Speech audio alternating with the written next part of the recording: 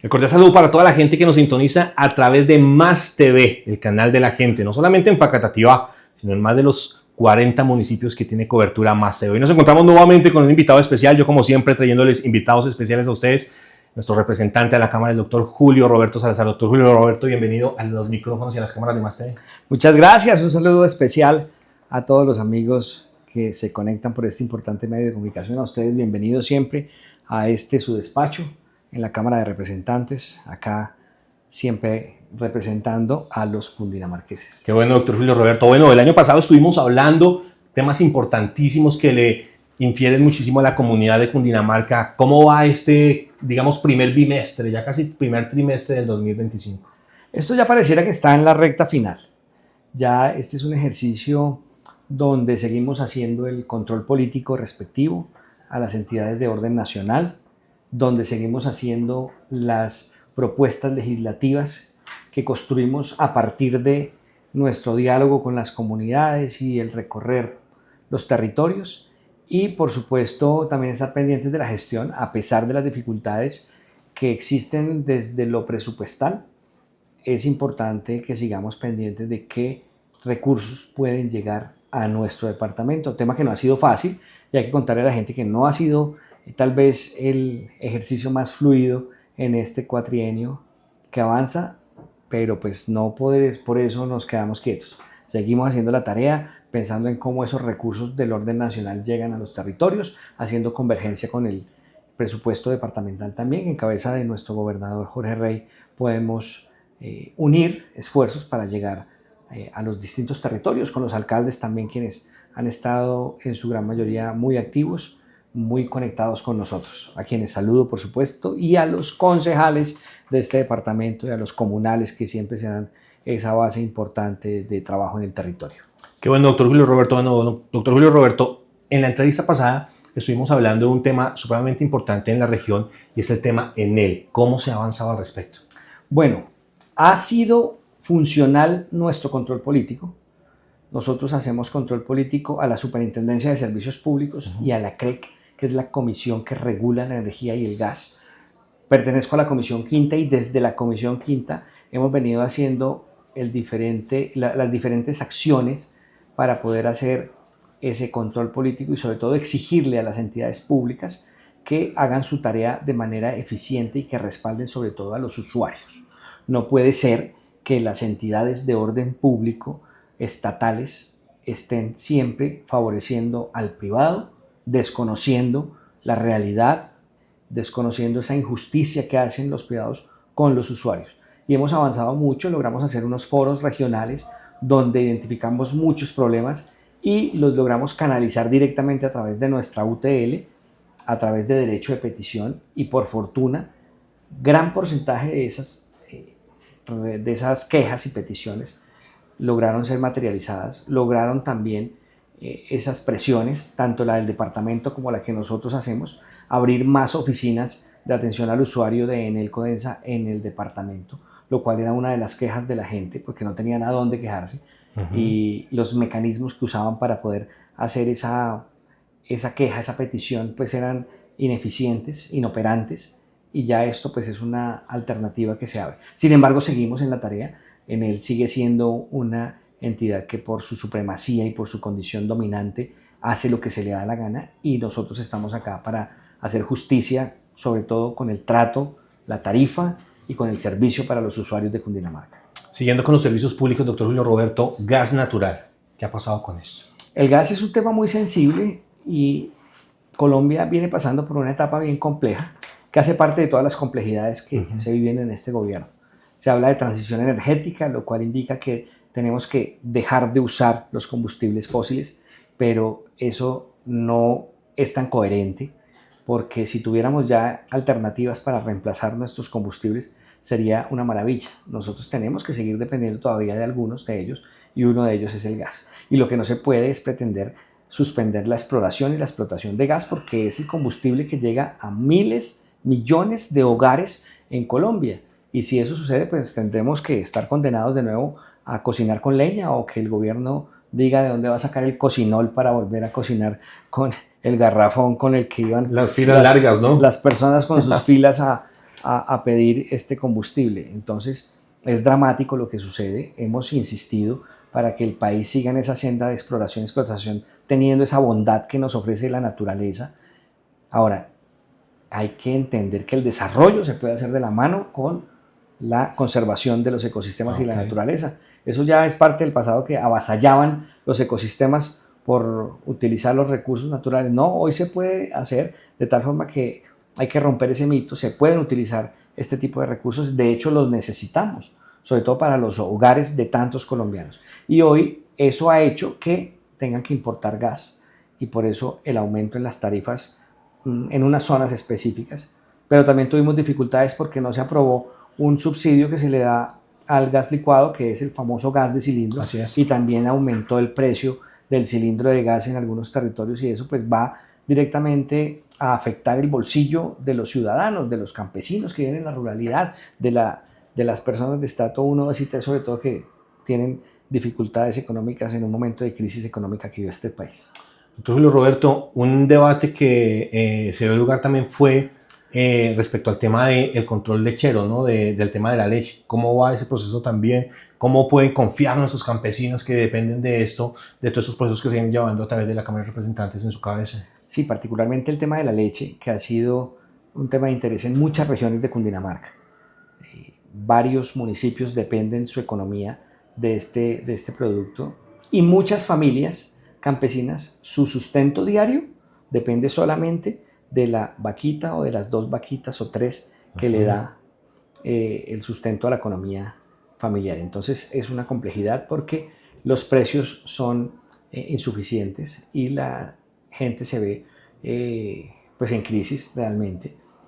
Quienes manejan los monopolios también hacen con el precio lo que se les da la gana, y eso pues es un tema que tiene que entrar a corregirse.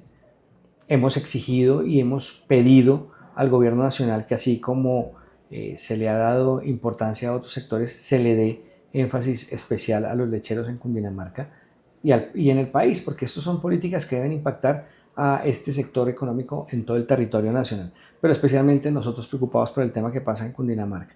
Hemos exigido también que se generen inversiones para la industrialización y que pueda generarse inversiones desde la nación, que junto con los del departamento logren establecer esas plantas que necesitamos en el territorio, plantas pulverizadoras para poder también almacenar cuando hay excesos, y que los campesinos puedan tener ahí su posibilidad económica permanente. Es un tema que hemos venido trabajando con el Ministerio de Agricultura. Lamentablemente es un ministerio que poco escucha. Tenemos dificultades con las agencias que tienen esa orientación y que tienen esa obligación de hacer ese tipo de tareas, y estamos todo el tiempo exigiendo y pidiendo porque se ha desconcentrado la atención en todos estos temas para llevarla a otros territorios que yo pues aplaudo porque lo necesitan y porque lo requieren y porque históricamente han estado abandonados, pero no se puede de tajo también abandonar lo que sucede en nuestras regiones. Y esa es una de las dificultades que hemos tenido con este gobierno, y es una de las peleas diarias, en el buen sentido, que le damos desde esta comisión a la tarea que deben hacer los ministerios, especialmente el Ministerio de Agricultura, en este caso el tema de la leche, así como está pasando con la cebolla en Santander, los arroceros hoy en una crisis terrible, se asoma una crisis panelera. Esperemos que no, por el bien de muchos ciudadanos de este departamento que dependen también de esta economía. Y bueno, en fin, con muchas otros sectores que han venido teniendo dificultades. Representante, ¿cuál fue la posición suya frente al tema de la reforma a la salud? Yo soy un convencido que el sistema actual requiere cambios, y uno lo entiende cuando recibe todos los días llamadas de la comunidad desde los distintos municipios, que porque la EPS no autoriza, que hay que tutelar para que autoricen, que la cirugía llevan meses esperando y no sucede, que el hospital público no tiene para pagar los sueldos. En síntesis, uno entiende que hay una crisis en el sistema que requiere mejoría. Pero yo tengo que advertir que yo no voté positiva a la reforma a la salud, porque también creo que la que están proponiendo no es la solución a los problemas del sistema de salud en Colombia. No se puede estatizar todo, no se puede generar una concentración de poder financiero tan grande y sobre todo unas responsabilidades desde lo político a las gobernaciones y a las alcaldías. El país no está preparado para eso y por supuesto hay que dejar de ver al usuario como un cliente y verlo más bien como ese individuo, ese ser humano que requiere salvarle la vida. Esa es la esencia de lo que debe ser una gran reforma a la salud en este país y eso es lo que esperamos que se proponga en algún momento. Representante de un sector muy importante del que usted de una u otra manera tiene a su haber como sus votantes, son los jóvenes de nuestra región. ¿Cómo ve este tema de crisis de educación en nuestro país versus también este tema que ha surgido con el tema del ICETEX? Bueno, pues ese es otro de los elementos críticos que este gobierno ha tenido que afrontar y tiene que ver con cómo los estudiantes logran acceder a la educación superior. Bien delicado y bien complejo que es, y se genera esta crisis con el ICETEX, pues se quedan también sin herramientas y sin instrumentos para poder acceder a ese tipo de beneficios, sobre todo las personas jóvenes de estratos 1, 2 y 3, que son quienes se han dirigido para que los recursos de este tipo de beneficios lleguen y puedan ellos acceder a la educación superior. Y por supuesto desde acá hacemos un control político, hemos exigido al gobierno nacional que garantice fondear el ICETEX. El ICETEX no se puede acabar, no lo pueden acabar, no lo pueden exterminar, al contrario, pienso que es tal vez el mecanismo eficaz que ha servido durante décadas y que esperamos siga funcionando. Y debe seguirse también fortaleciendo la universidad pública, que es un instrumento en el caso nuestro de Cundinamarca como la universidad, que puede tener la posibilidad de recibir a tantos jóvenes del territorio, de la periferia, de la ruralidad, que queriendo buscar un instrumento, una herramienta de transformación de vida, logra acceder a la educación superior. Entonces, seguimos en esa tarea y aplaudimos un mecanismo que estableció el gobierno departamental en todos estos programas de fondo de educación superior para poder tener esa oferta y que los estudiantes de Cundinamarca puedan acceder a ese tema importante de transformación de vida. Doctor Julio Roberto, uno de los proyectos de acuerdo que ha estado radicando por parte suya ha sido el tema del monitoreo de agresiones sexuales, ¿no? Cuéntenos un poquito acerca del impacto que ha tenido obviamente la erradicación de este proyecto y cómo obviamente pretende beneficiar a muchas personas en Cundinamarca. Proyecto de ley que ya está en trámite, ya está en curso y lo hicimos pensando en que todos los días en este país lamentablemente se escucha que atentan contra los niños, que sexualmente son agredidos y que generalmente quien lo hace cuando se descubre este tipo de actos criminales, pues son personas que ya son reincidentes porque ya han sido acusados y condenados por ese mismo delito. Entonces lo que proponemos es que exista un mecanismo de monitoreo de esos agresores sexuales. En Estados Unidos, cuando algún tipo de dificultad ocurre con un menor y se pierde en una zona, lo primero que hace la policía es ubicar, porque los tienen ubicados. Así es. En una base de datos, ubicar qué personas con ese tipo de comportamientos está en ese territorio y de una vez hacen el primer cierre. Y eso es lo que se pretende, que se tenga una base de datos y se sepa dónde trabajan, dónde viven, qué hacen, por dónde se mueven los agresores sexuales, que hay muchos en este país y son reincidentes en su gran mayoría. Quien comete este tipo de delitos pues no está bien mentalmente y su paso por la prisión tampoco garantiza que quede en las mejores condiciones para ser un sujeto dentro de la sociedad que genere el bien. Por el contrario, eso es alguien que ya está demostrado que sigue siendo un peligro para la sociedad. Entonces lo que pretendemos es que se genere una base de datos, un monitoreo, un seguimiento permanente y podamos así cuidar nuestros menores de edad para seguir reduciendo esta criminalidad con los niños, que es un tema que paradójicamente estamos muchos a favor de este proyecto, pero no falta quien diga es que los derechos del agresor, claro, tiene derechos, ni más faltaba, pero aquí tenemos que establecer prioridades y la prioridad es proteger a nuestros niños.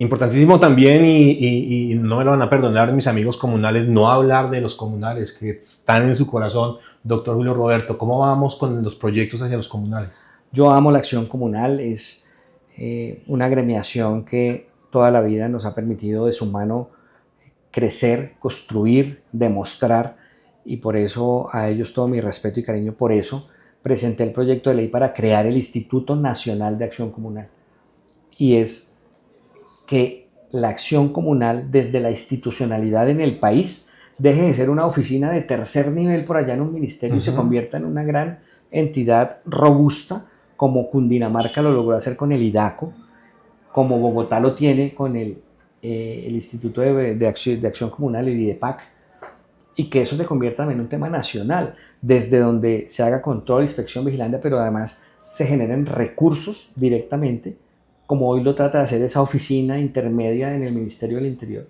pero que sea un tema bien robusto, bien completo, y que tenga la posibilidad de estar abarcando todo el territorio.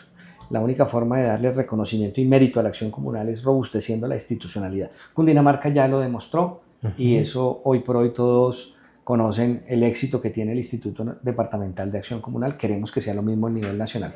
Y por supuesto, parte de ese trabajo nuestro en el Congreso fue, desde que llegamos, mostrar lo que se hizo en Cundinamarca y mostrar que la forma más efectiva de manejar los recursos son los comunales o las comunidades organizadas. Y eso fue un tema que llevamos al INVIAS. Allá están haciendo obras a partir de la experiencia de Cundinamarca, y como decía, el Ministerio del Interior también saca unos proyectos para que los comunales se ejecuten en distintas áreas. El Ministerio de Vivienda también propuso lo mismo, pero tengo que decirle aquí al gobierno y a la comunidad que lamentablemente, a pesar de nuestro esfuerzo para que revisaran esta experiencia, no lo hicieron de la mejor forma posible. Su terquedad no permitió que tuvieran en cuenta la experiencia, todo el proceso que nosotros construimos aquí a partir del ensayo y el error que logramos perfeccionar. Hoy en Cundinamarca lo que se hace con los comunales no tiene pierde. Se hacen las obras bien, la gente cobra a tiempo, paga a tiempo. Lo que se hizo con la nación pues realmente no corresponde a lo que nosotros queríamos, pero bueno, ya es una aproximación a lo que queremos que este país maneje en manos de las comunidades organizadas. Bueno, doctor Julio Roberto, hablábamos extracámaras, ya estamos prácticamente al remate de este gobierno. ¿Qué se espera de este gobierno? ¿Cómo ha visto este gobierno ya en su remate? Realmente nada. Yo lo único que les puedo decir a los ciudadanos es que es un momento bien difícil de país y que hay que contarles los días, porque realmente hay un déficit financiero enorme. Lo hablábamos esta mañana con colegas que están en las comisiones económicas, y va a haber un recorte de 50 billones de pesos. De ahí sale la inversión pública, la inversión social, de ahí sale la infraestructura. Entonces es un país que va a quedar rezagado con una cantidad de tareas por hacer que no se van a lograr hacer. Entonces ya no nos queda más sino esperar que pase el tiempo, desafortunadamente, y es la verdad y es lo que hay que contarle al país. Y por lo menos en la región nuestra, en el departamento de Cundinamarca, pues no esperemos que llegue nada. Estoy cansado de discutir, de pedir, de exigirle a las entidades que también Cundinamarca es la nación, y que aquí en Cundinamarca también hay territorios que requieren esas inversiones. Y eso desafortunadamente va a pasar sin pena ni gloria. No va a haber, aparte de lo que ya se hizo con el INVIAS, con algunas juntas de acción comunal que pudimos estar allí monitoreando y estar muy de cerca, no va a haber un solo metro cuadrado de pavimento o de vía o un colegio o una plaza de mercado o un proyecto de productividad para asociaciones campesinas, porque no lo va a haber. Entonces es desafortunado, es lamentable, es un momento de país que se pierde, pero pues nos toca seguir adelante. Los colombianos, como seres humanos victoriosos y fuertes, tenemos que salir adelante y tenemos que continuar en esa senda de progreso, buscando que esto se equilibre en algún momento. Bueno, ahí están las cámaras de Más TV. Representante, algo que se nos haya quedado en el tintero, que quiera decirle a la comunidad que sea supremamente importante también para ellos. Obviamente, aparte de todo lo que tenemos acá, el tema de digámoslo de esta forma, el proyecto de la mujer rural, los incentivos para las mujeres, el tema de los jóvenes también en el campo, no sé, algo que se nos quede y que sea supremamente relevante para informar a la comunidad representante. Bueno, hay un tema de seguridad muy especial, el que nos ha causado siempre inquietud. Resulta que la extorsión es un flagelo que afecta ya en todos los territorios. Así es. No solo donde están los grandes grupos criminales, sino que también han penetrado a todas nuestras ciudades. Y resulta que la extorsión se hace vía teléfono celular. Y es paradójico que la tecnología no nos permita siquiera saber ni de dónde llaman ni quién llama. Pues estamos proponiendo que toda SIM card que se venda, física o digital, esté registrada a través de la huella digital asociada a un número de cédula verificada por la empresa que presta el servicio, para que ese flagelo de extorsión y de presión a través del teléfono celular, sobre todo desde las cárceles, muchas de ellas, pues se reduzca al máximo, porque si ya un número telefónico se identifica, sabemos de quién es, quién lo compró, quién lo utiliza y dónde se está utilizando. Entonces, ese es un proyecto de ley que acabamos de organizar, acabamos de radicarlo. Es un proyecto de ley que tuvo la recolección y el acompañamiento es de autoría nuestra, pero nos acompañó casi toda la plenaria de la Cámara, porque todos en todas las regiones están cansados que haya este tipo de circunstancias y que no pase nada, sabiendo que la tecnología hoy nos permite hacerle seguimiento, verificación y control de este tipo de cosas. Entonces, esa es una que les dejo ahí en temas de seguridad, más otras tantas que seguimos haciendo todos los días. Como les digo, a partir de nuestra conversación con la gente en el territorio salen nuestras ideas, a partir de lo que la gente nos cuenta y a partir de lo que la gente entendemos que necesita y quiere para vivir mejor. ¿Cómo le ha ido con esos foros para las regiones? Bien, bien, son momentos especiales donde logramos conectar con la gente. Yo soy un hombre de territorio y me gusta mucho estar en los pueblos, me gusta ir al territorio, a las provincias, y ojalá uno pudiera hacerlo con el tiempo tan corto que es, uno pudiera hacerlo mucho más, pero lo hacemos en la medida de lo posible, acompañamos tareas propias, acompañamos al gobierno departamental y estamos siempre en esa disposición de estar en territorio, sobre todo lo que les digo, interpretando lo que la gente necesita para su bienestar. Qué bueno, doctor, muchas gracias y el saludo para toda la gente de Cundinamarca, me imagino que preparándonos para las próximas justas electorales también. Sí, si Dios quiere, vamos a colocar nuestro nombre para repetir en este Congreso, en la Cámara de Representantes, para esperar que pueda existir también, por democracia de este país y la elección de los ciudadanos colombianos, un gobierno que nos permita trabajar más de su mano y poder llegar mucho más a los territorios con acciones directas que la gente también necesita. Es importante las leyes, las normas, de acuerdo a lo que les digo que recogemos en el territorio. Es importante hacer presión y control político, pero también es importante que los gobiernos entiendan que deben descentralizar los recursos y deben hacerlos llegar allá a esos rincones del territorio donde la gente necesita esas transformaciones en todo sentido, no solo en infraestructura, sino también en lo social.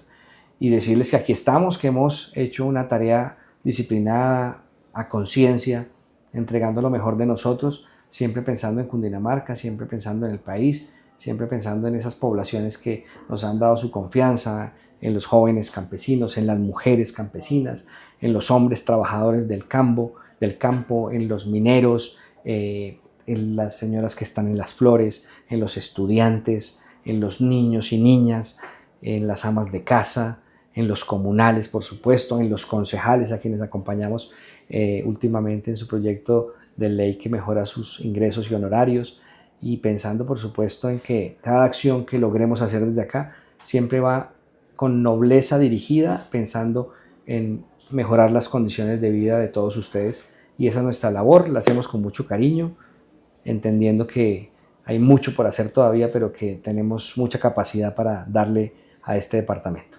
Representante, muchas gracias por su tiempo, por abrirnos las puertas de su oficina a Más TV. Recordarle también que Más TV es su casa. Ahí está cordialmente invitado. A todos ustedes, nuestros televidentes, gracias por estar aquí en esta entrevista especial hoy con el representante a la Cámara por Cundinamarca, el doctor Julio Roberto Salazar. Muchas gracias. Chao, chao.